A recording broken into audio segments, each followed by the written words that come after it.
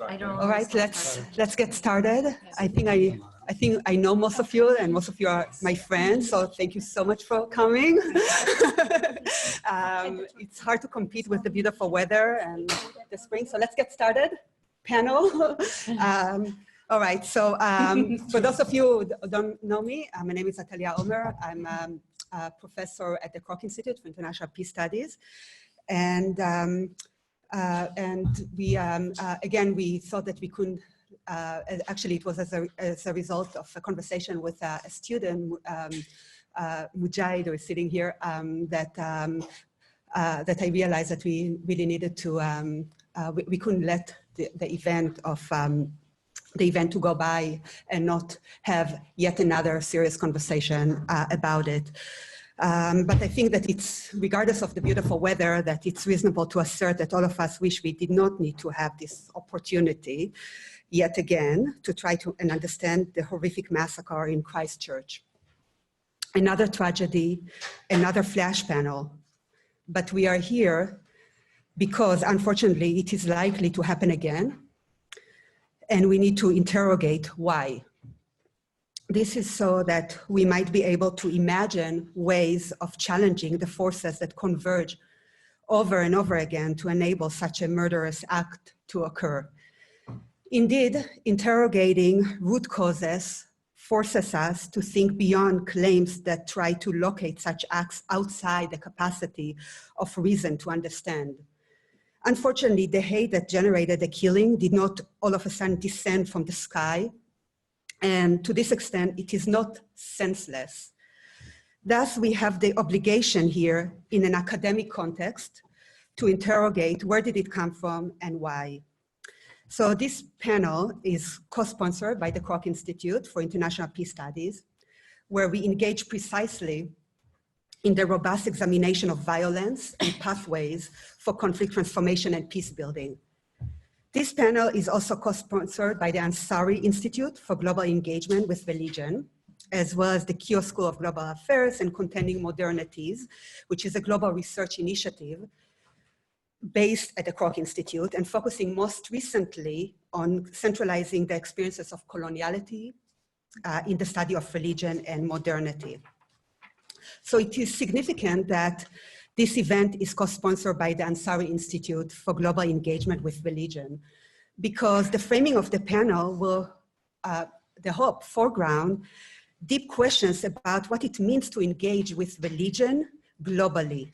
Yes, the university held a vigil mourning the murder of so many. The vigil in a Catholic university meant to present a space for solidarity and common humanity. However, we would like to ask further, what will it mean to engage in interreligious and intercommunal acts of solidarity that do not only appeal to comforting prayers and claims of authenticity, as in true religion is X, not Y, but rather also interrogate how religion is entangled historically in racism and enduring colonial legacies of domination, othering, dehumanization, as well as emancipation, accompaniment, and prophetic actions. We think a serious conversation that doesn't simply isolate religion, but illuminate its complicity and entanglement with violence, direct, structural, cultural, symbolic, etc., might also then pave a way for thinking constructively about the global engagement with religion beyond the performativity of vigils. And so we gathered here to interrogate the Christchurch shooting. In a recent article appearing in the New York Times, Patrick Kingsley wrote, and I quote, "Anti-Semitism has become a section of today's political Venn paradigm diagram, where the far right can intersect with parts of the far left, Europe's radical Islamist fringe, and even politicians from America's two main parties," end of quote. Indeed, much empirical evidence has been marshaled in recent years to suggest a direct correlation between anti-Muslim hostilities and rise in anti-Semitism. Both of these bigotries are, of course, directly correlated with the consolidation of right-wing populist nationalist movements globally, mobilizing on platforms of anti-immigration and Islamophobic rhetoric. For instance, think of how Viktor Orban in Hungary has employed George Soros and the myth of the globalist Jew to incite Islamophobia. Indeed, we saw the connections between anti-immigration and anti-Semitism when we gathered here last time to discuss the Tree of Life massacre. These impressionistic allusions are just to gesture to the need to interrogate the links between white nationalism, Islamophobia, anti-Semitism, anti-immigration, and how they operate in localized discourses of race and ethnic or national purity. And one can, of course, often safely use or employ interchangeably the language of security and safety instead of purity and come out with the same outcome. So this global discussion invites an examination of the circulation of symbols and meanings. This is not some sort of an abstract exercise in useless theory, but rather has real violent implications. For example, MAGA hats are circulating globally. The 27-year-old Quebecois man who in 2017 killed Muslim worshippers in a mosque in Quebec City demonstrated an obsession with the MAGA accessory. This, as noted by Nick Robbins early in a recent article, is characteristic of the global reach and semiotic circulation of US-style white nationalism in the repertoire of other anti-immigration extremists. He writes, it's a symbol, a kind of political messaging that transcends the specifics of country and language, end of quote.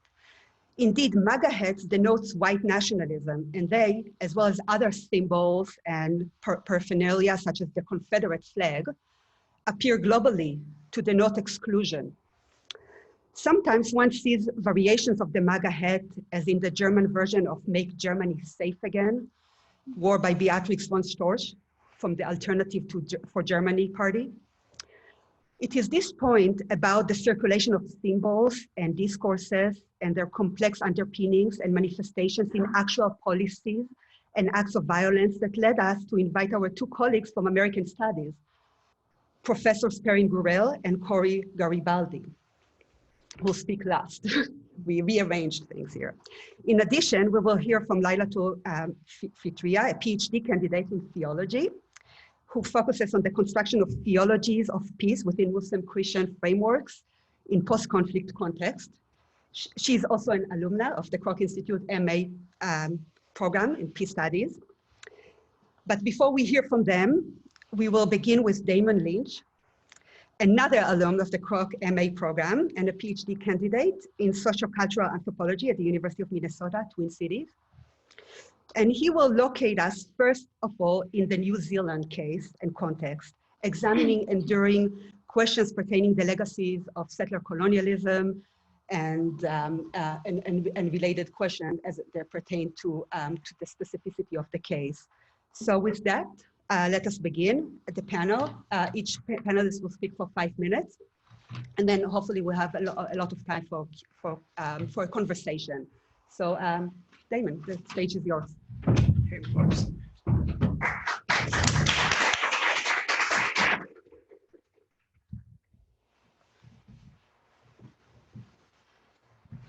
Oh, I had the wrong one. Oh, in case it's not obvious from my accent, I'm from New Zealand. So, but it's not why we selected him. Yeah. On the day of the attack on two mosques in Aotearoa, New Zealand, Prime Minister Jacinda Ardern said it is clear that this can only be described as a terrorist attack. Although she expressed the strongest possible condemnation of the ideology of the people who did this, Ardern did not name that ideology. She did not mention the terms white nationalism, white supremacy, or Christian nationalism, and in her official public statement since has not done so either. I find that surprising, stunning even. To properly understand the New Zealand government response, we should understand its moral, cultural, and strategic aspirations in the context of an almost 2-decade Western-led so-called war on terror and 500 years of white colonialism. but my time is limited, so let me just make 3 points. The first point is that the New Zealand public is largely not conscious of white or Christian nationalism, despite the presence of about 70 right-wing extremist groups, particularly in Christchurch. Now, I find that quite stunning. That's remarkable. It's almost as if white nationalism was invisible. Yet the consequences of the racism that propelled white colonialism like a rocket all the way from Britain to the distant corner of the South Pacific are everywhere in New Zealand. And the wealth inequalities between Māori and whites, and the high numbers of Māori in prison, and the ugly aspects of colonial history most New Zealanders are never taught in school. What then explains the low consciousness of white nationalism among almost all New Zealanders? The idea that whites are at the top of a racial hierarchy is an affront to most New Zealanders. Largely because of decades of effective activism by Māori, the country is making a sincere effort to forge a distinctive social identity that draws on its Polynesian and British roots. New Zealanders are self-consciously and proudly developing this new identity. For example, in a public statement earlier this year, a government spokeswoman used Māori terminology and concepts to communicate the primary meaning of recent archaeological findings. It is rare for a Western government to prioritise terms and concepts from its Indigenous population to describe the country's cultural and historic heritage. My second point is about the roots of terrorism. A natural human temptation is to think of terrorists as inhuman monsters. In reality, terrorists are very much human. We must understand the motives powering terrorism so we can blunt and eventually eliminate it. And from Christchurch to Norway, we must understand that white nationalists and Christian nationalists are motivated by what they see as high moral aspirations. One extremist argued online that the Christchurch killer was acting out of profound love for white people because of the self-sacrifice he put himself through, and that he has lost his freedom and could have been killed himself. Dostoevsky gives us the key to unlock this line of thought. When applied to contemporary right-wing extremism, Dostoevsky's insight is as follows.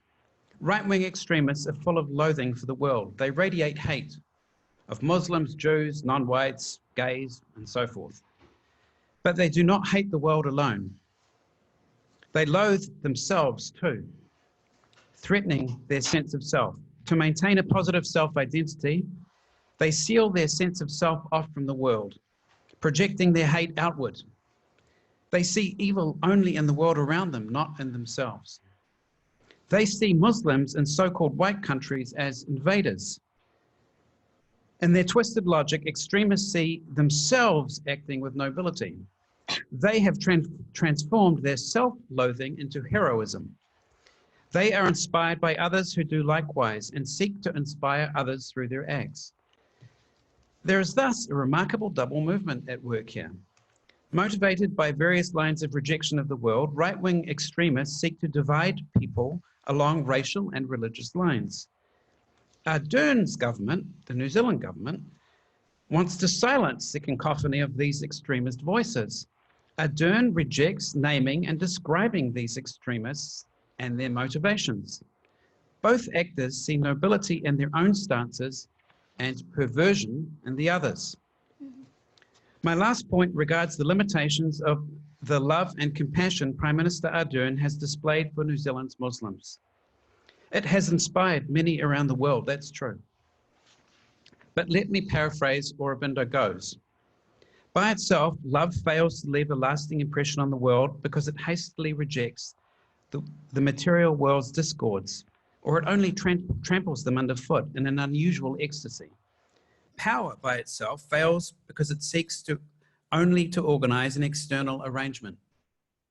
Love must call power and knowledge into the temple and seat them beside her in a unified equality. Power must bow its neck to the yoke of light and love before it can do any real good. Therefore, The New Zealand government should capitalise on Ardern's standing to undertake a constructive program in which it confronts head-on white supremacy, white nationalism, and Christian nationalism.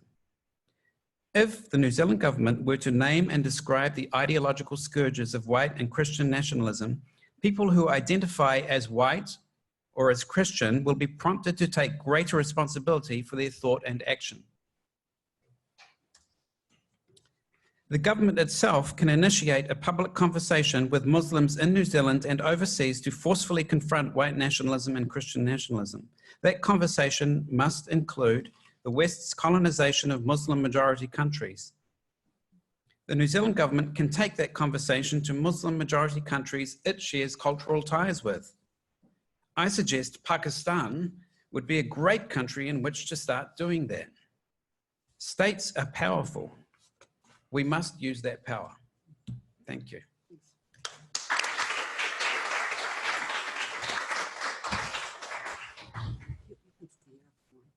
You can go to that podium. Oh, okay. Yeah, I'll just stay here. Okay. Thank you for the Kroc Institute and SAR Institute and Kia School for gathering us in here and to talk about a very important topic in this white majority campus. But before I start, I would like to start with prayers for the New Zealand shooting victims and also other victims of Islamophobic terrorism. The Muslims in the audience might read Al-Fatiha with me, and other can pray based on your religious tradition. Al-Fatiha.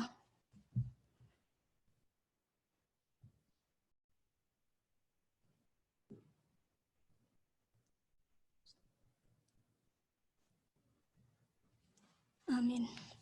So what I want to talk about this afternoon is 3 common assumptions that is surrounding the concept and term Islamophobia as we understand it. The first assumption is that Islamophobia only takes form within a clear divide between phenotypic differences. It means that Islamophobia is racism. It's just another form of racism.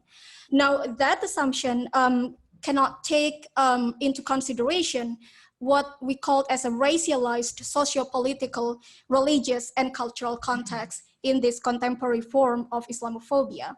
Arun Kunani, a post-colonial scholar, said that the emphasis in this current anti-migrant, anti-Islam narratives is not on who is to be excluded, but on what is to be protected. So, and who counts as not us is varied and complex. And then it also changed depending on situation and local variations.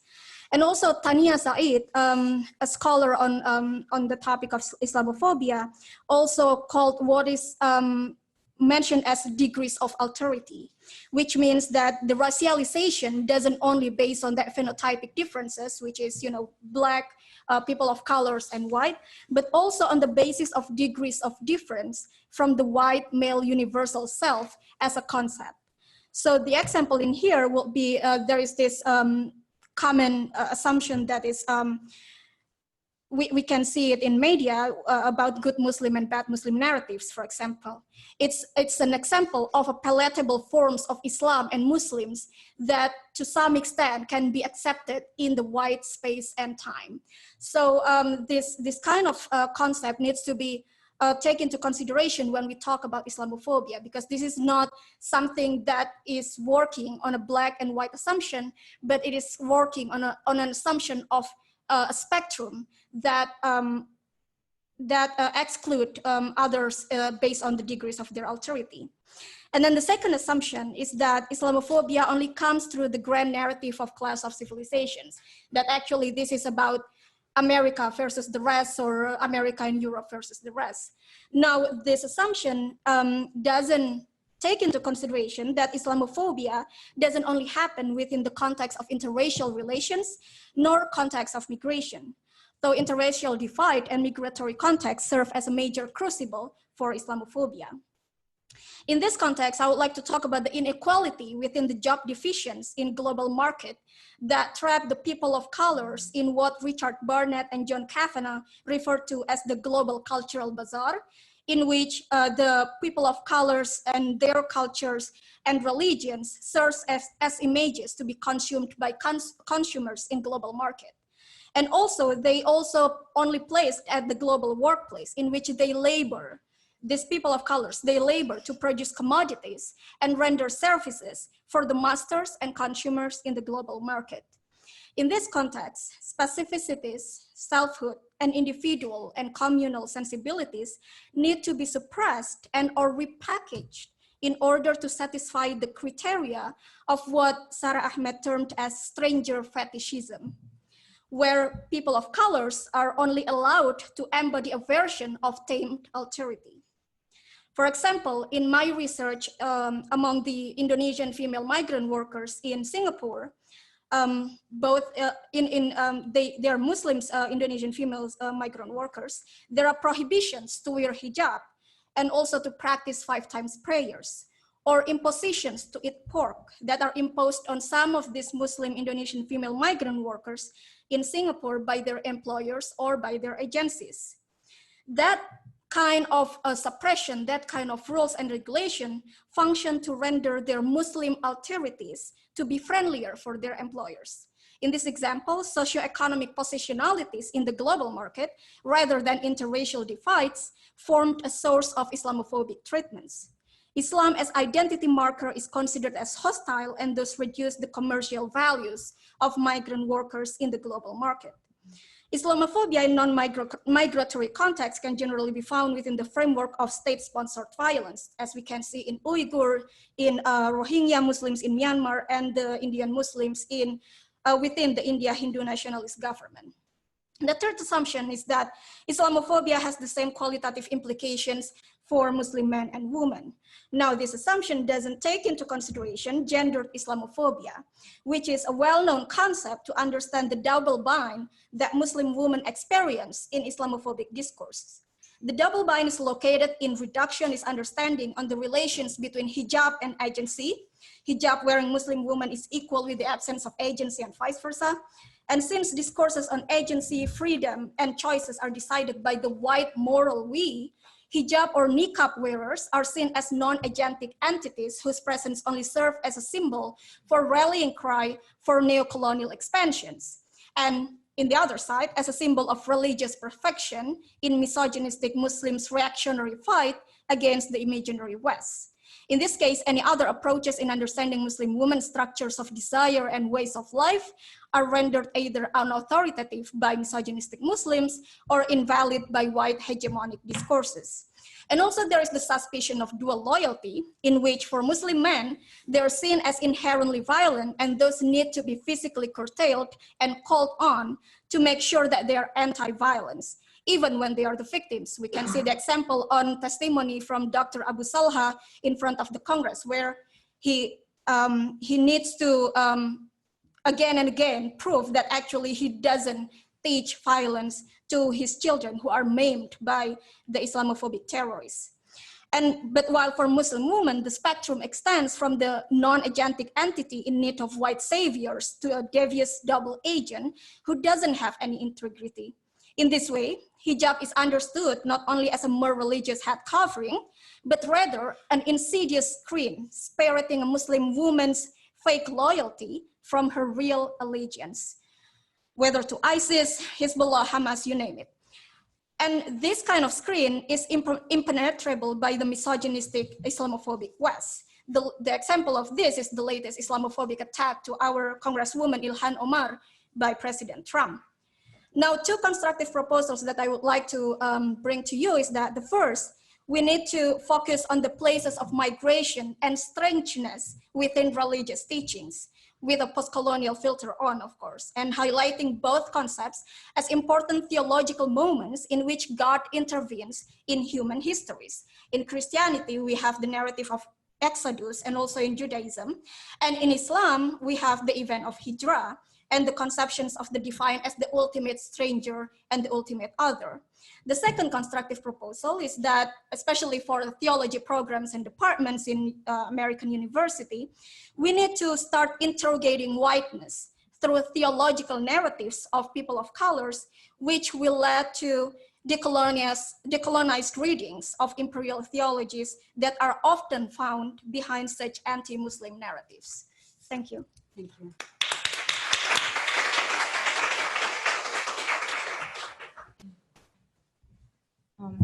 Can you hear me?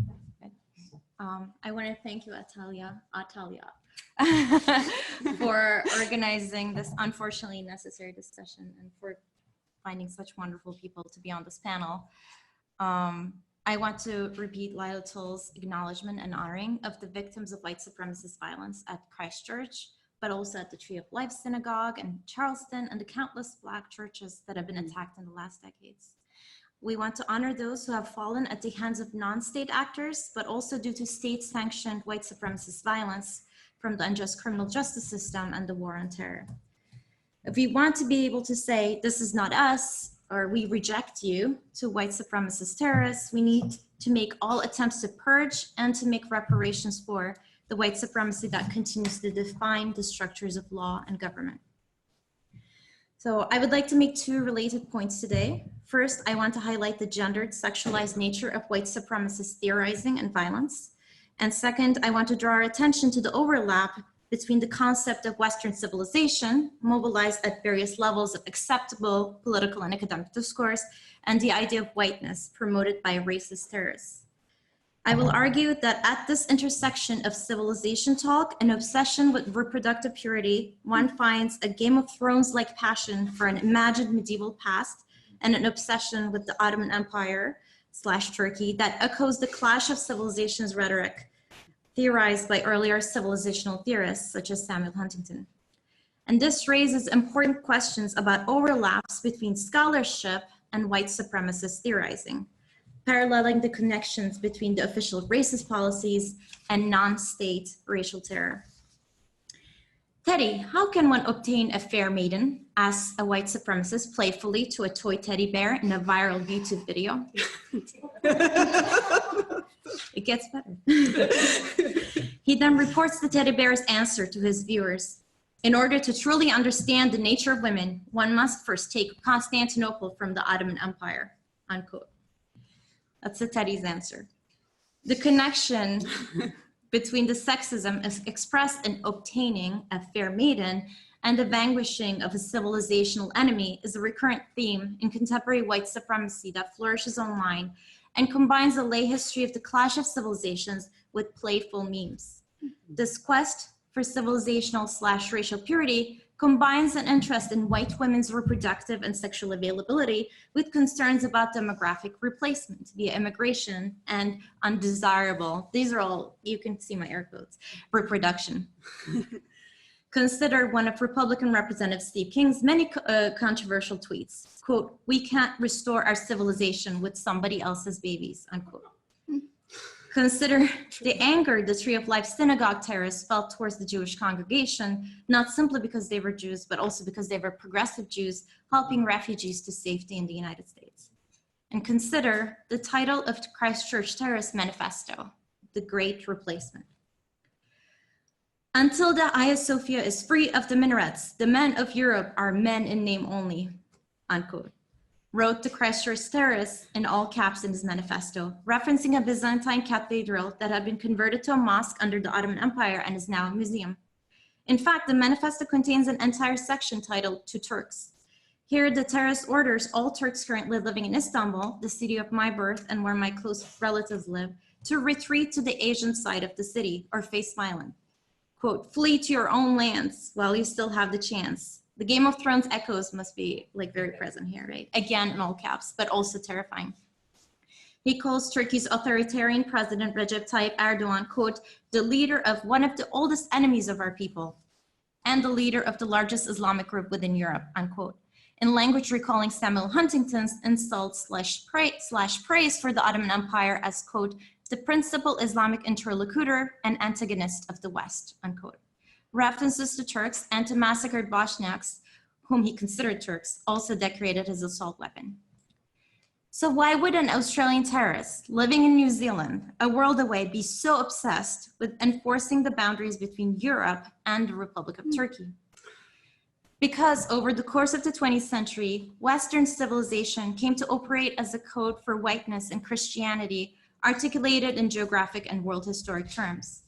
As Alistair Bonnet notes in The Idea of the West, the concept of Western civilization has particular purchase in white supremacist theories about racial replacement because in pointing to great historical achievements, it offers a fig leaf of loftiness to the insipid category of whiteness.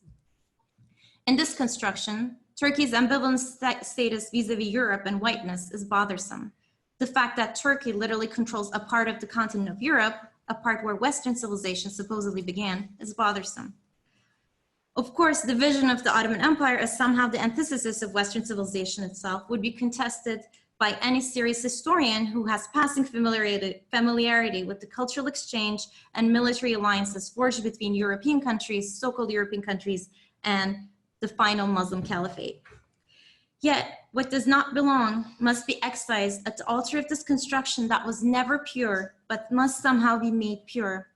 What Huntington once called, quote, the bloody borders of Islam, unquote, turn out to be non-existent borders to be drawn in Muslims' blood. The question of a strong response to white supremacist terror and the role of responsible scholarship in that response remains urgent. New Zealand has banned the circulation of the manifesto, and Erdogan has rightly been criticized for showing video footage of the massacre at campaign events to whip up his supporters into a nationalist fervor. But as Damon reminds us, censorship is not an option. Silence is not an option either, is it? These checks travel, and so do their proponents. The Christchurch terrorist himself traveled around Europe and visited Istanbul many times. Whereas I see a complex ethnic, racial, and civilizational merging that can never be reversed in my city of birth, he saw a mistake to be turned into a battle cry. I end with a meme and on a note of irony related to what Atalia has called circulation of symbols and discourses of white supremacy. The racialized civilizational language that animated the Christchurch terrorists flourishes among Turks online as well. After the recent municipal elections that led to the ruling Justice and Development Party losing its hold over the capital Ankara and Istanbul for the first time in the party's history, despite Erdogan's well-publicized attempts to mobilize civilizational sentiments, supporters of the opposition party CHP began circulating memes praising the new mayor of Istanbul, Ekrem İmamoğlu, and his family simply for the way they look, because they looked white. Wow, exclaimed one meme, depicting the fair-skinned and light-haired family wearing modern clothing. Quote, bro, look at the family. In one instance, we progressed 100 years. We became like Finland, Sweden, and Norway, unquote. It's the literal meme about the new mayor and how his family looks. Such half-joking memes operate alongside more serious ones, spreading hateful rumors about the Syrian refugees in the country.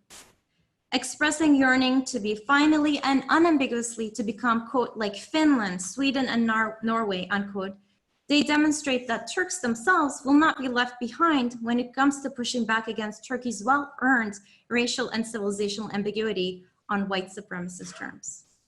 Thank you.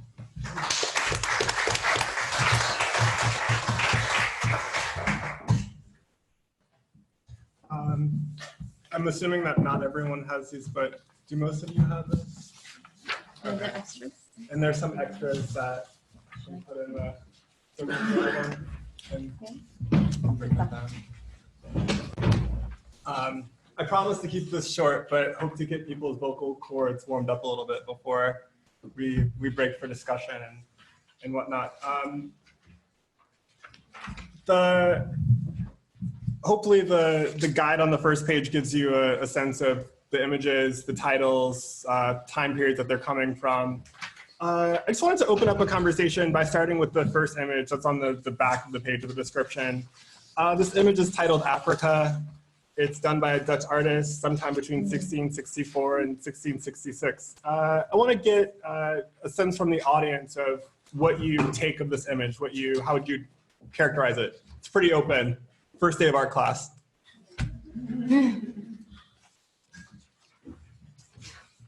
What do you see? Luxury. Luxury. Exotic. Luxury, exotic. It kind of reminds me of Madonna. The Madonna and Child, so religious iconography, that's certainly appropriate in the 17th century, right? You see the lion? Yeah. Colin sees a lion back there. What about the baby? Yeah. You getting a sense of a healthy family or family in crisis? This is Africa, the title. Well fed. Yeah. Well fed, fat baby. That's a good thing. Nice. Anything else? Okay, there's a snake. How does the mother seem to be doing? I don't know if it means anything, Korey, but they are sitting on the ground, which that seems odd to me. Okay. Their positioning. So they're sitting on the ground. They're fairly well positioned on the ground if there were to be a ground, but I think they're sitting on the ground is probably telling. She's sitting on the lion. Or sitting on the lion even. Maybe one more. Just want to get a sense of how you kind of read prosperity and family into this. Lots of silver and gold. Really important for thinking about the early European age of expansion, right? That most of what the European explorers are after is specie in the form of silver and gold. Are you going to have your hand up? Or? Well, it's a little thing to see. I'm trying to see what's going on behind the curtain there. It seems like there's maybe not represented quite the same way. Kind of Yeah. But there's a land to be discovered or to be explored or something, right? But this is central to early sort of Renaissance era painting and iconography in terms of thinking about what the future holds. I give this image to you in part because it generally sort of upsets notions of how people imagine Black bodies in the early modern era. I showed this at a presentation to a room of Notre Dame staff and some faculty a couple weeks ago, and everyone was so shocked because they expected to have me show images of blackface. And one of the things that confounded one gentleman in particular was the title. So that the title was presented, I said that it was Africa. A few people sort of had an opportunity to sort of like look at the image, discuss the image, and then the same guy raises his hand and he says, well, what's the title of this image? And then I said, it's Africa. It's still Africa, right?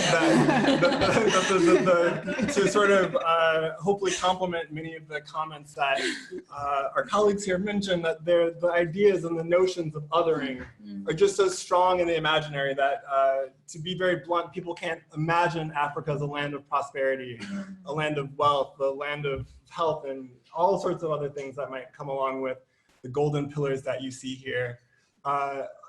Much of my talk will be oriented towards sort of my own ruminations on some of this history from a very sort of longue durée historical perspective, but also thinking about education.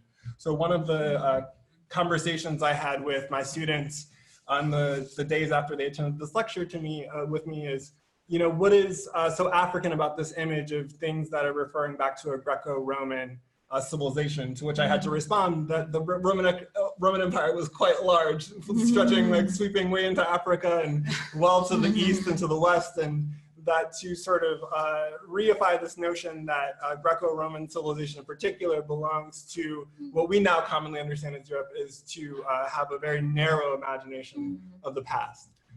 So my remarks will be short, but many of the images that I included in this package sort of give you a sense of just how I'm thinking that we might form a different imaginary in terms of giving our students different access to what some people deploy and use as weapons in terms of thinking about the classics, right? So maybe we might be able to form a different relationship to the classics by thinking more critically about what those classical texts in history are.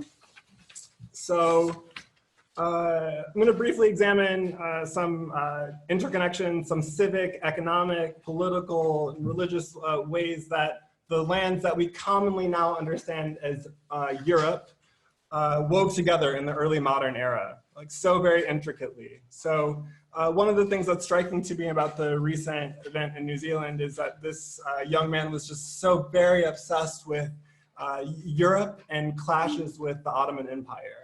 Right? He was a poor student of history, even as he traveled the world to see places where these battles occurred. He seemed to be missing many of the particulars and the nuances in terms of what that early history looked like. So the heart of my own orientation to this is in teaching and thinking about the early history of capitalism and thinking about that history and how it flourishes from Portugal and Spain, the Netherlands. Everyone here should probably do some investigating about how New Zealand is named after the County of Zealand.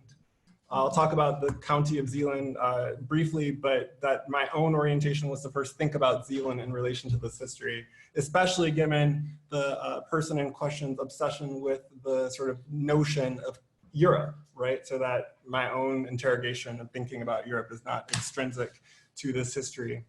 To offer one brief quote from the manifesto, the 74-page manifesto that was posted online before the shooting. I quote, "The origins of my language is European. My culture is European. My political beliefs are European. My philosophical beliefs are European. My identity is European. And most importantly, my blood is European," unquote. This is posted online before the attacks. In the same notes, he's speculating that he may only receive 27 years in prison, the same amount of time that Nelson Mandela received in prison, and that he might in fact be awarded a Nobel Peace Prize for his actions.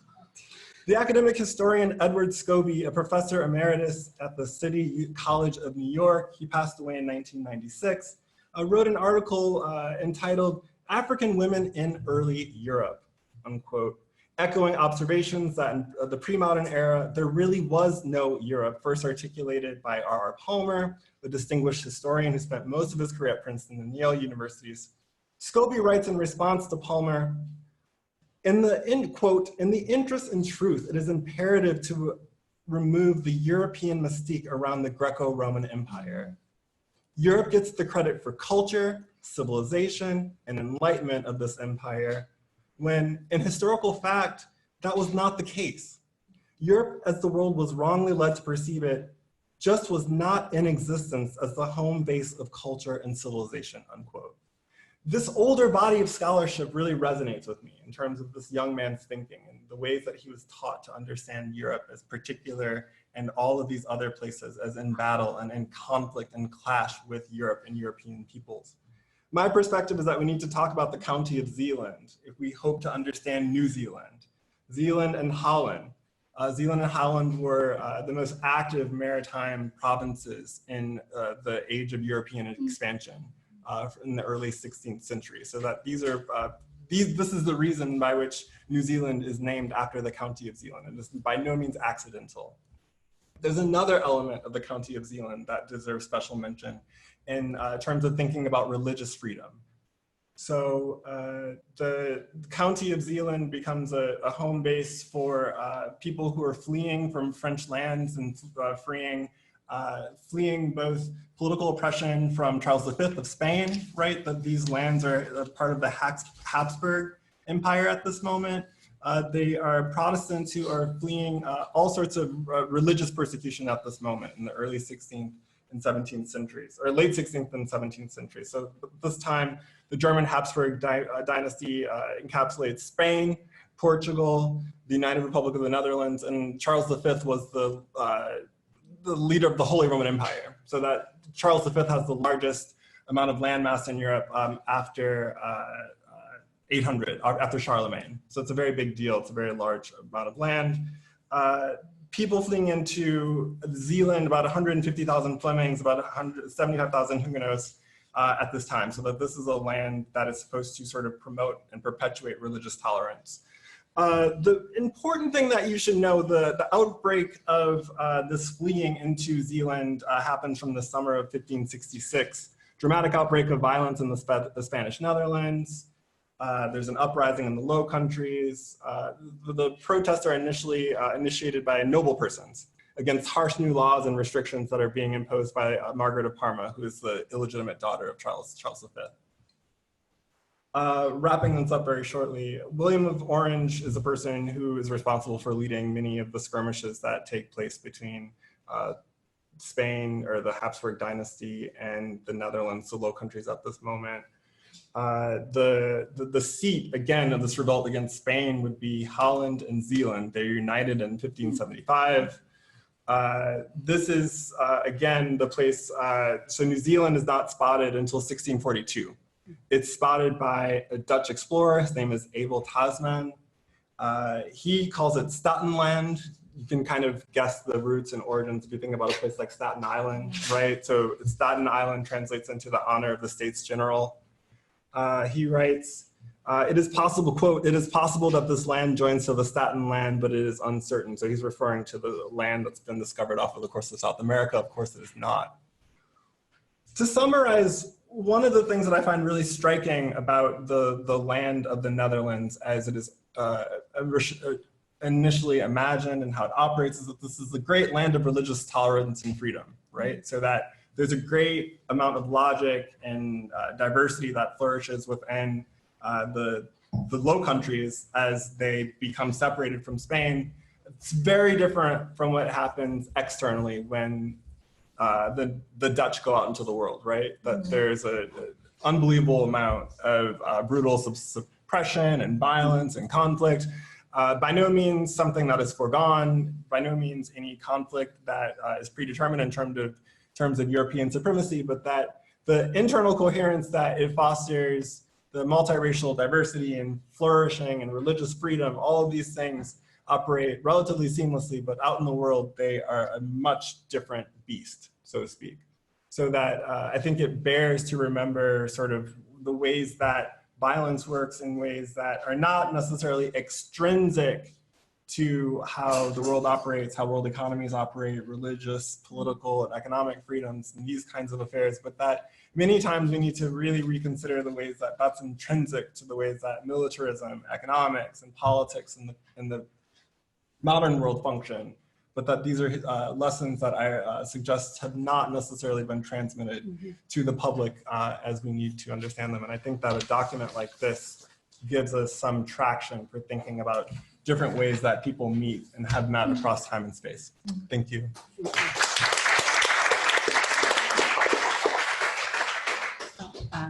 Thank you. We started in New Zealand and we ended with Zealand, and that's very significant. So let's open up for a conversation.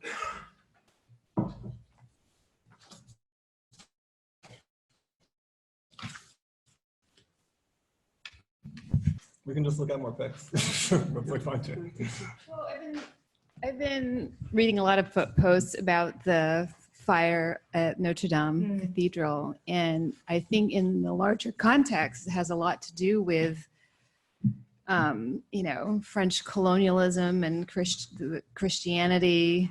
So what do you make of the reaction by the world to this when we have, you know, Black churches being burned in the South and a mosque in Jerusalem on fire the same day, but all the attention is on Notre Dame?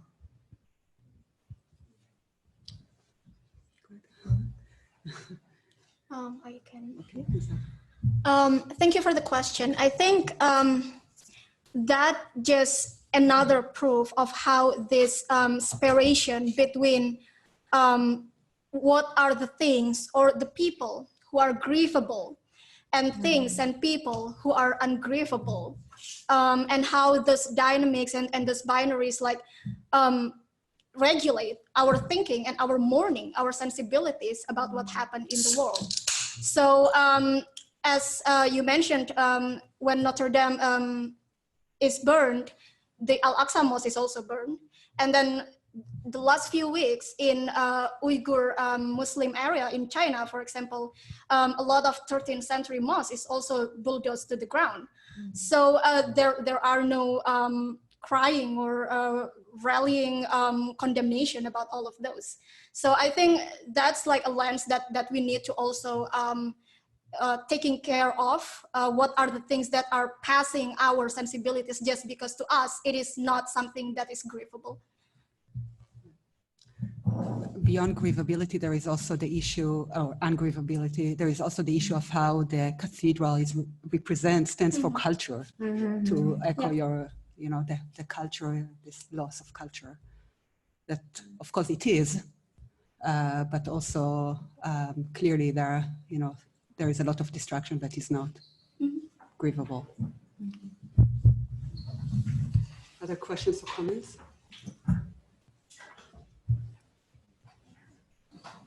From the panel to one another? Or, Thank you. Actually, you talked about the role of US government in just helping white supremacists to be very freely express themselves in US. But the question is, it's not just about government, but the state in general, FBI, CIA, and their role in the past couple of decades. I mean, as an example, in the middle of the Black Lives Matter, FBI just created black extremism, while white supremacists were freely protesting on the streets. So how do you think that it is just, Trump administration is just an exception, and with a new election it can be solved, or no, it's a more structural problem? Yeah. So exactly, I think these things are in a continuum, and it's so easy to kind of dismiss like the crazy extremists, and I'm not like that. Kind of in the same way that we kind of perform an identity when we post our pictures with Notre Dame, right? I am cultured, I went there, you know, I'm hip to it, right? In some ways, when we kind of isolate, like, oh, here's a racist, I found a racist and I hate him, it kind of gives us a sense of our own, like, sort of, because it's a performance of our own identity.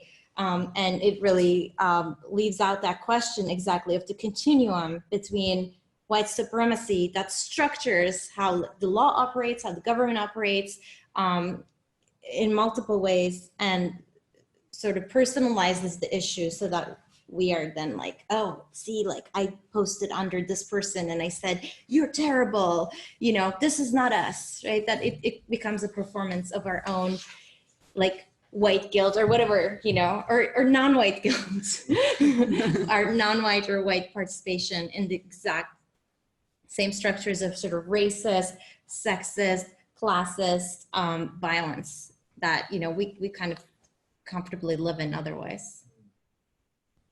Ibrahim. Thank you for the thoughtful views of all the panelists. I think what this panel reinforces is, you know, how important it is in our syllabi that we teach, that we not be Eurocentric and we have diversity of sources in our name. These are things that we've been saying for some time, but now this just shows how crucial it is. The imagery, Professor Garibaldi, that you showed here, the kinds of things that we need to do. So thank you for that, and I hope we can reiterate that. A couple of things, Professor Gürel, you mentioned what happened to the mayor of Istanbul. Yeah. And that, so maybe you want to say a little bit about the Black Turk, White Turk phenomena that I don't think everybody would get here. And Sure. and I think you had a lot more behind your comments, which it'll be great if you could unpack that. I had this question, you know, a conversation. So, Professor or Damon, your contribution on the role of Prime Minister Ardern, right? Now, do you think that not naming these three groups, you know, the white extremists, religious Christian extremists, and so on, do you think that was strategic on her part? Because on the other hand, we also see that she has managed to clamp down on automatic weaponry and some gun restrictions, right? So maybe you want to say something about that. And has this never been voiced in New Zealand politics? Have these groups never been named before? And so what is the politics of naming? Because, you know, elsewhere, and especially in North America, for instance, there are Muslim groups who are considering that how to give Ardern some recognition for what she had done in a global climate that is extremely hostile to talk humanely about Muslims. Just to talk humanely about Muslims is a crime. As the President of the United States continuously tries to dehumanize this one, you know, dark-looking, Muslim-naming, lady-looking kind of, member of Congress, and it's relentless. And I think, you know, and also the Democrats also jumping on that bandwagon, isolating her, just to make the point to the white audience. So there's this politics going on. So I would welcome comments from the entire panel. But now, what about the honoring of if someone wants to honor Ardern, would that be a problem? I'm also thinking of Angela Merkel, the role that she had played much to the loss of our own interest of bringing in 1 million Syrian refugees that will change the demographics of Germany. So how do we think about those issues in a little bit more complex ways?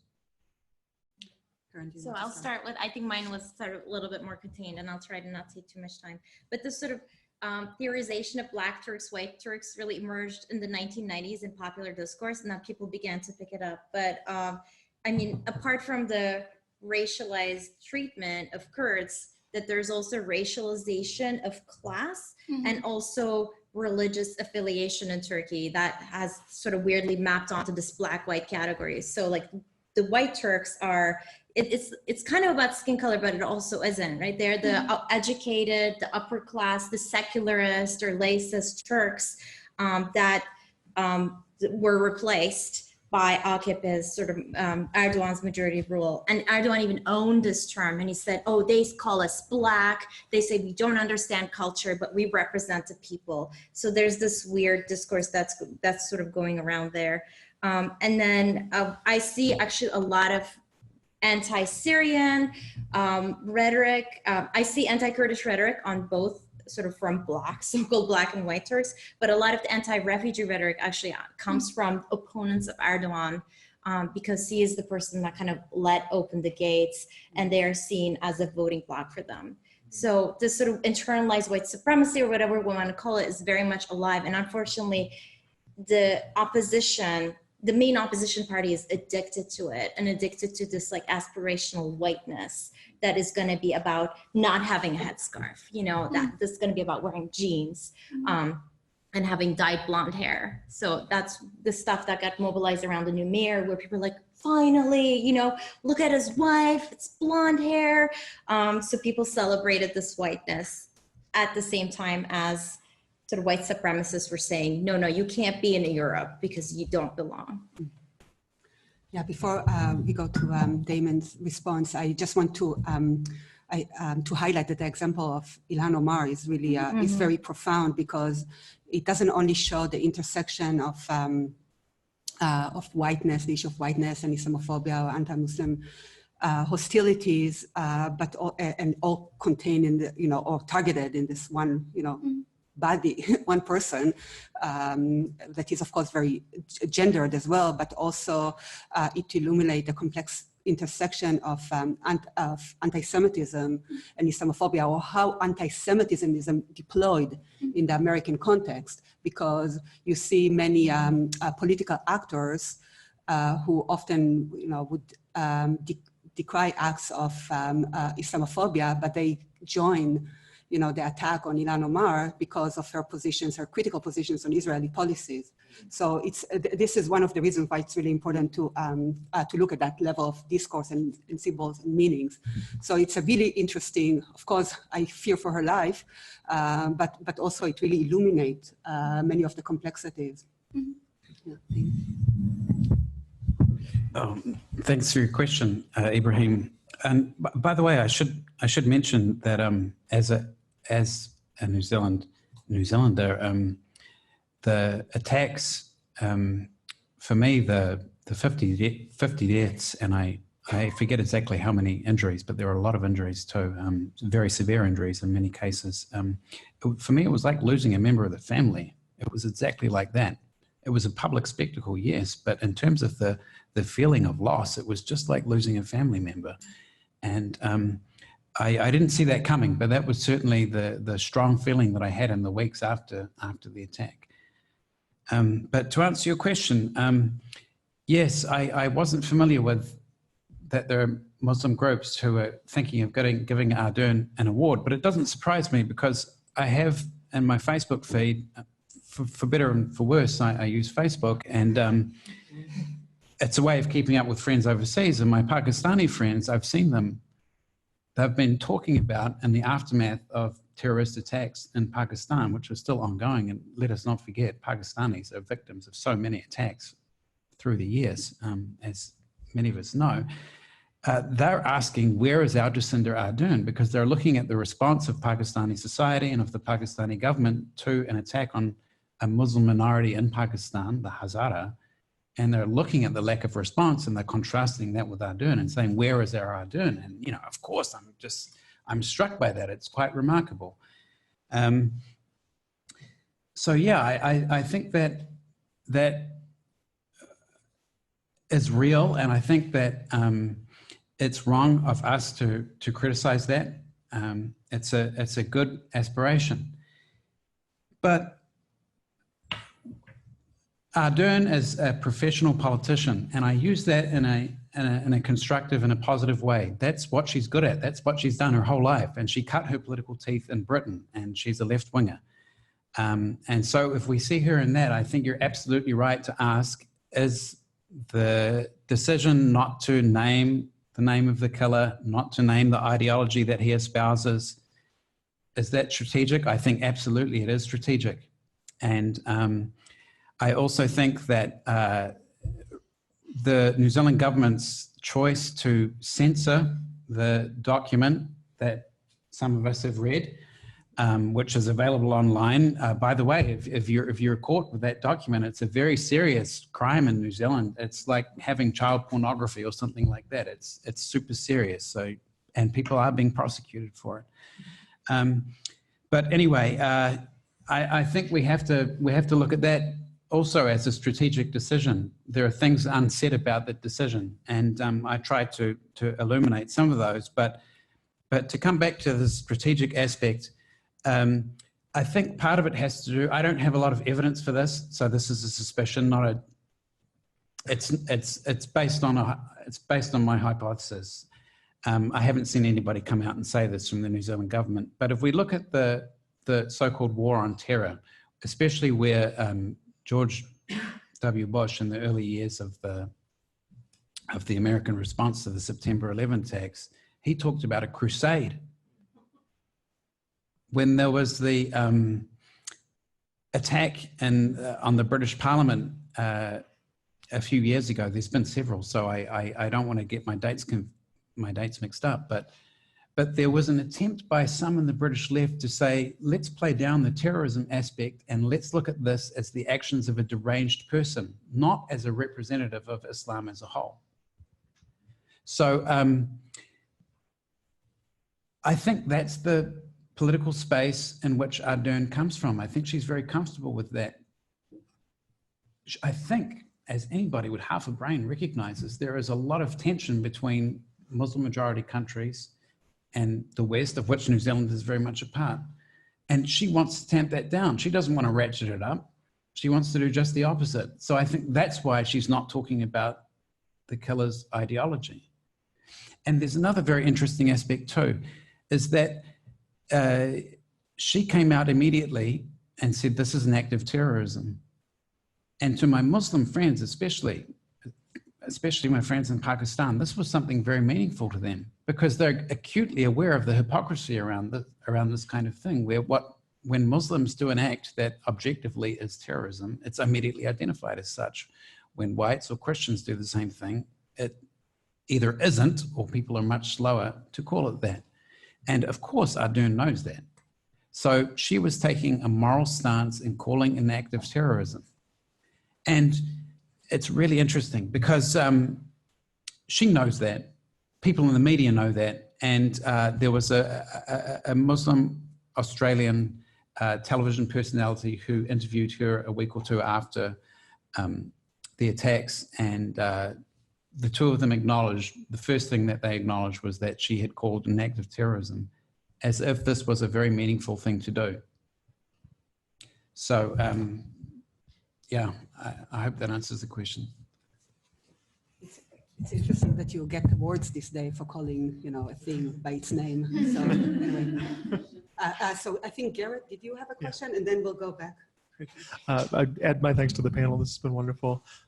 This was in a number of the responses, but I would love to hear a little bit more about the connections between the kind of white supremacist underpinnings of this and the specifically gendered aspects of it as well. And I was talking with my students a little bit about this in class today, but in a lot of the spaces in which this shooter operated, especially digital spaces, there's a a presentation of the crisis of the West, or the crisis of Europe, right, as synonymous with a crisis of masculinity, right? And there was the great quote about, you know, there's no true men in Europe. And I think it's right to kind of name the fetishization of especially the Crusades. We were talking a little bit about how it goes back even further, and that especially, you know, kind of the orientalization of the 300 imagery, right? And the use of the lambda symbol. This kind of idea of the manliest Spartan European men, quite literally is the last line of defense from this kind of effeminate, again, orientalized brown European horde. And so we see the different ways this imagery is mobilized. And I'd just love to hear a little bit more of a reflection about what that particularly toxic, it feels like toxic masculinity kind of undersells what we're talking about here, but how is masculinity being marshaled alongside these civilizational discourses, these racial discourses in this type of violence? Excellent. Maybe we'll take the other question and respond. Yeah. Just 1 second. Yeah. 1 second.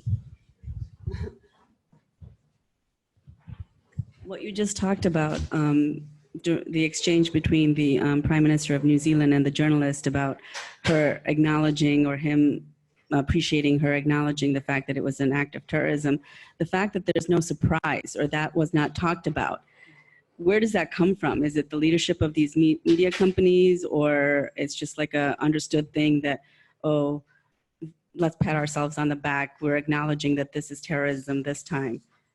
You know, I'd like for you to talk about that a little bit. You want to respond to the gender question? Yeah, do you want to? Okay.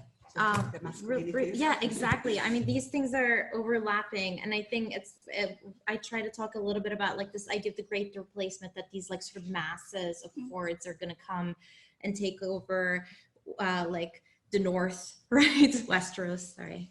I mean, the West is as like, is made up as Westeros is in many ways.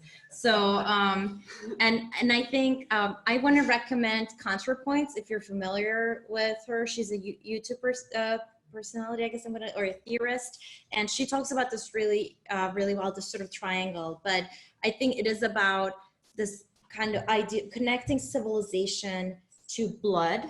Thank you for that. And of course, blood comes from like the pure white woman. And if white men are so supreme and so awesome, how are they losing ground to these like sort of inferior races of people? And she makes a great point then, like that's where anti-Semitism comes in, right? Because then you have like the sneaky globalist Jews that are attacking whiteness by letting all the like the inferior masses into Europe. So it's actually kind of an amazing triangle, and like the womb or the reproductive capacity of the white, imagined white pure women, and the sort of the hatred, the specialized gendered hatreds that surround Islamophobia are part and parcel of it, that I think we haven't done enough unpacking. Can I add some? I think we need to also remember that this trope of white men saving brown women from brown men is actually one of the foundations of colonialism since the 17th century. And of course, I think even today with all those movements, for example, for charitable trips to these third world countries by kids in college, it's also something that is also copying in that. And one component of that white masculinity is that if you're this perfect white male, you need to also save this brown woman over there in other countries, not in here. And another flip side of this is that, of course, other misogynistic violence that has been happening in the American society, like child marriage is still legal in here, is something that is falling into our blind spot, because problem is not the domain of the white European or American society, it's the domain of the people of colors. Can I just get in for 1 second? I think that this is also much more benign, much more quotidian than like our current sort of conversation. I mean, America had laws against interracial marriage in 30 states. It's much more comprehensive than even Australia under the no non-white immigrant policy that doesn't break down until the 1980s. It's so stringent that not even the Nazi Party will adopt the American model against interracial marriage. I mean, the ways that this should be understood are much more local. I mean, and then also just thinking about the rhetoric around like rapists from foreign countries and immigration and all of the ways that this is tied into questions around gender and sexuality. I mean, it doesn't have to be child marriage. I mean, it's not that that isn't an occurrence in a history, but that in some ways, I think thinking much more locally about the way that these gender and sexual dynamics manifest, because we normalize them at our peril, right? That the ways that we imagine people mixing and not mixing, much of that policy in the modern era comes out of the United States. Yeah, but just to add to this, it's not, I mean, we don't want necessarily to only stay on the level of the language of purity in its various forms. Which of course is very important, but we also need to bring into the conversation other variables and other discourses that are dominant. So, for instance, just recently, in my class, we finished reading some chapters from Sarah Ferry's book that is, I think, very important intervention. It's called Female Nationalism, and where she looks comparatively at 3 cases of in Europe well, different variations of white nationalism, populist, and looks through a gendered lens to see first, again, like a variation on the issue of saving brown women through letting them, and here a question of policy comes into play, constructing specific policies that will enable them to get into the workforce, because your salvation depends on being productive citizen. But it's a very gendered policy that really allows for Europe, for various European countries, to have helpers in the various care industries. And so gender comes into, I mean, we don't want only to stay on the level of this like purity and redemption and racial categories and so forth. There is also, we also need to go on a case-by-case basis and look at how economics plays in, again, in a non-reductive way. But I think that Sarah Ferris is really onto something with female nationalism. That again, it's all about how to mobilize the language of rights and liberating women, but in a very nuanced way. It's not just the colonialists against the colonized, but on a case-by-case basis. Then it actually offers some pathways of hope in the sense of, okay, these are policies. So we can think of policies, for instance, politically. There was a question again about the reactions to the fact that she named it. She named the act as terrorism. Do you want to? Yeah, I think that here it's helpful to distinguish between white supremacy and white nationalism. I would argue that the vast majority, well, in fact, I did argue in my talk that the vast majority of New Zealanders totally reject the idea that white people are in a superior hierarchical position to everybody else. And I would say that many, but not all New Zealanders, certainly not all, hold the same ideas with respect to religion.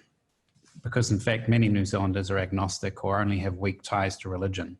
So the idea that Christianity is somehow far superior to Islam, I think that, I haven't seen surveys on this, but I would estimate that a good number of New Zealanders would reject that idea too. So that's important because I think Ardern was drawing upon that idea that Muslims are not inferior to Christians or to whites. And of course, we're putting aside the question of people who identify as white and as Muslim, but let's just put that aside for now. So she clearly feels that that's a moral position for her. So she wanted to make that stand and make it publicly. And clearly that is meaningful to a good number of people. But I think there's a flip side to this. And let me just pull up a definition here of white nationalism. It argues the country was founded as a white nation and that the government today should reflect white cultural norms and that multiculturalism is a failed experiment. often but not always argues that non-whites are inferior. So in other words, you can be a white nationalist and at the same time proclaim that you don't believe in white supremacy. Now the thing is that, you know, this is a problem that Angela Merkel had. Lots of people in a society don't want to see the character of their society change as they would see it. There's a flood of immigrants who don't share the same values. And I bet you that in New Zealand, especially with its move, which is a very authentic and sincere move, to advance a new type of self-identity, and you've all seen this, I'm sure, when you've seen men and women, boys and girls doing the haka, for example. Not just Polynesians, not just Maori, but whites also. And this is real. I mean, this is something that is happening, and it means a lot. So at the same, as that's happening, and if you're an immigrant coming to New Zealand, I mean, I'm going to put this a little colorfully, you got to get with the program. You got to learn that kind of thing as well if you're going to be a productive member of New Zealand society, because this means a lot to New Zealanders. So that's a positive side of it. But at the same time, there's the sense of that is how New Zealand is founded. And so I don't think Ardern is going to wade too much into the idea of confronting that notion head on, because a lot of people believe that. I just want to point out that even in the language that you used just now, one heard the language of productive, being productive member. That is a highly, you know, it's neoliberal language. Yeah. Right? About like, if you want to be included, you need to, you know, produce labor. It's not like, oh, you are a refugee, let me, you know, open my borders to you and give you shelter. So yeah, I think that's how people think. So with that language of being progressive and the self-perception of being progressive, there are all kinds of thresholds and exclusionary dimensions. Like if you are able to it's like in the Netherlands, the test for Muslim immigrants, if they, you know, showing them, Judith Butler talks about it, showing them a picture of two men kissing, see how they react. Well, this is who we are. If you like it, if you accept it, then welcome. But if not, then you are excluded. So so always need to be you know, careful and critical with this language of progressive, you know, notions of inclusivity as they play out here. Mahan?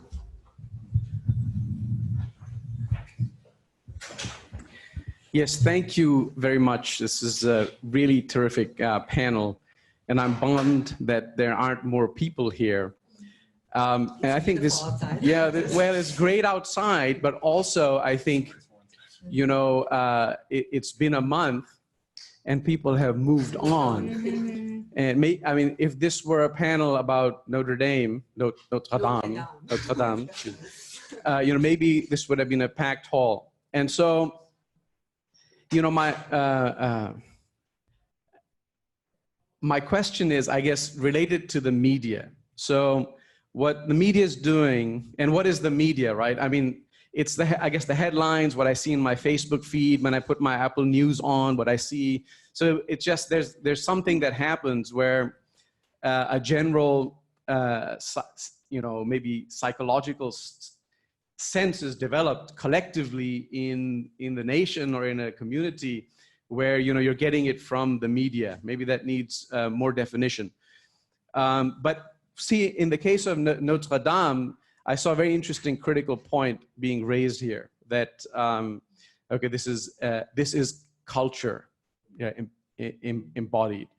But all the omissions seem to indicate that, well, that's not worthy of our cultural reverence. And so here, it's a teachable moment, right?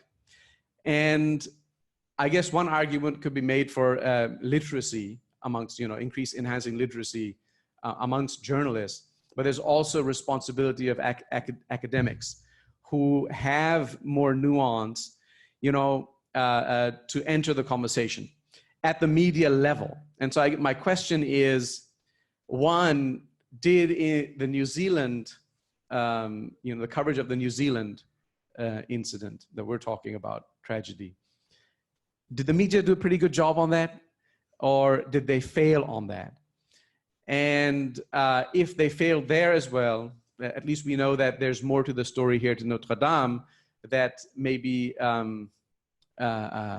is worthy of attention, and that we could serve as educators. So what is our responsibility to intervene in the conversation now? And the news cycle, moves on. And so academics who are slow and universal and, theoretical, they need to be jumping on the news cycle in order to serve as maybe educators. And education happens when you make people feel less comfortable. So I don't know if you can comment on some of this. So let's also take a question from Giant, and this will be the last question, and we'll respond. I guess my question in many ways dovetails off that. And it also picks up on a question that Professor Musa brings up earlier on. And I'm wondering then, how do we engage in these type of conversations on the level of discourse within the classroom that goes beyond a kind of add subalternates and stir approach, or add gender and stir approach? In many ways, how then do we kind of integrate a lot of these conversations around coloniality and decoloniality, religion, race, class, gender, into many of our classroom discussions in ways that don't just mainstream things and that don't reproduce some of the kind of neoliberal logic that Professor Omer was talking about? I mean, I think adding and stirring is actually more important than people give it credit to. I mean, it's not don't teach Europe. It's like teach Europe dynamically. I mean, we've all been there. We are all there. I mean, to focus on Notre Dame is not to just have like a snapshot of like 13 white people praying, right? I mean, I'm Catholic, my family's Catholic. I mean, there's so many different people who are going to have perspectives on this thing. We provincialize this ourselves. We provincialize this in expertise. I mean, so many different people can hop on the conversation, but it sort of perpetuates this sort of us versus them logic, right? I mean, what kind of literacy are we talking about? Are we talking about a literacy in which people know how to read and are familiar with a canon of literature, or one where they've thought dynamically about that literature and the literature in question? It's never just the sort of access and the content. It's never just the access, but a part of it is like, what's the content? What are people being taught? You know what I mean? If there's this logic by which every white person is European and every non-white person is like whatever else they might be, this is a world that we need to unseat. It's not sort of an advocate. I'm not advocating sort of integration in some neat or simplistic way, or assimilation by any means, but that really sort of thinking dynamically about who we have talking about things and really sort of pushing ourselves in terms of what we mean by representation, right? I see it's insane to me what commentators get called on for certain things, whereas other people who are perfectly excellent as options just are completely overlooked because they don't fit a profile. Yeah, I took notes of some of the things. So one was this sort of diversity, inclusivity, but the other thing that came up here is interrogating white supremacy at multiple levels. And I want to note the ways in which sort of, again, structures might make that difficult, not just sort of for faculty. Right, our label, our productivity is measured and are measured in certain ways and not other ways. But also, again, connected to that media, interrogating white supremacy will get you a lot of trolls and will get you a lot of death threats. So especially if you're a person of color, women, how much of that are you gonna be, or non-tenured or, adjunct, immigrants, undocumented, how much of that are you gonna be able to do that? And how much does the space, the university, allow us to do that or encourage us to do that? I mean, I think it's interesting that we came back to this point because Professor Gürel, in your reflection, you mentioned about the association, the entanglement of scholarship and whiteness. Okay, comment, and we'll conclude. Yeah. It's all about us. Like how they curb gun control or guns right away. Yeah. On other people's cultures because we're so obsessed with our own.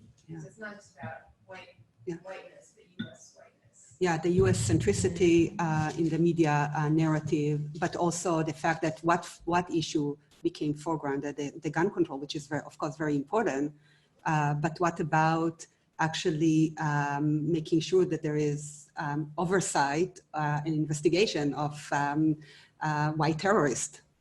I mean, so here is it's not theory, it's policy implication of, you know, this conversation that I think it's important to think about in terms of, okay, the narrative, the media, the story. Could I please add one thing? Is that one aspect of the media coverage that disappoints me, and also, in fact, I would extend this also to universities in many cases, is that anthropology has taught me that from a biological perspective, there is only one human race, period.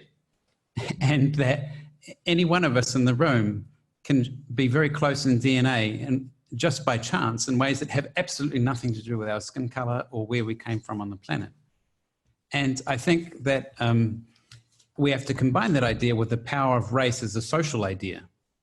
And it's not that complicated, but I'm struck by how rarely that gets talked about in the classroom and also in the media.